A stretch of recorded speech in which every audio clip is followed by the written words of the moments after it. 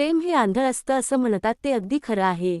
प्रेमात अनैतिक संबंधात कोणच कधी कोणाचा विचार करत नाही, फक्त हवा असतो प्रियकर आणि हवा असत प्रेम. प्रेमाचा गुन्हा हा पोलीस ठाण्यातही माफ आहे. पण प्रेमाचा शेवट हा चांगलाच व्हावा दुर्दैवी नाही. मन हेलावून टाकणारी घटना सोलापूर जिल्ह्यातून बार्शी पोलीस ठाण्याच्या हद्दीतून समोर आली आहे. पती ऋषिकेश पाटील यांनी पत्नी धनश्री ऋषिकेश पाटील, वय 26, हिची भर रस्त्यात चाकून आणि कोयत्याने सपासप वार करीत हत्या केली आहे.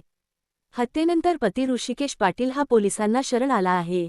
घटनेची माहिती मिळताच बार्शी तालुका पोलीस ठाण्याचे सहाय्यक पोलीस निरीक्षक महेश माने यांनी आपल्या पोलीस कर्मचाऱ्यांसह घटनास्थळी धाव घेतली. यावेळी पोलिसांच्या तपासातून आरोपी पती ऋषिकेशने आपल्या पत्नीच्या हत्या ही केवळ अनैतिक संबंधाच्या संशयातून केली आहे. याबाबत पोलीस सूत्रांकडून मिळालेल्या माहितीवरून ऋषिकेश पाटील हा बजाज फायनान्समध्ये कार्यरत होता तर पत्नी धनश्री पाटील बँकेत नोकरी करत होती.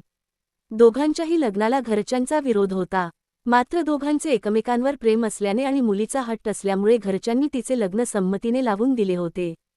चांगल्या चाललेल्या संसारात पतीनेच आपल्या पत्नीवर चारित्र्यांचा संशय घेतला आणि रागाच्या भरात भररस्त्यात पत्नीची हत्या केली. या घटनेमुळे सोलापुरातून हळहळ व्यक्त केली जात आहे.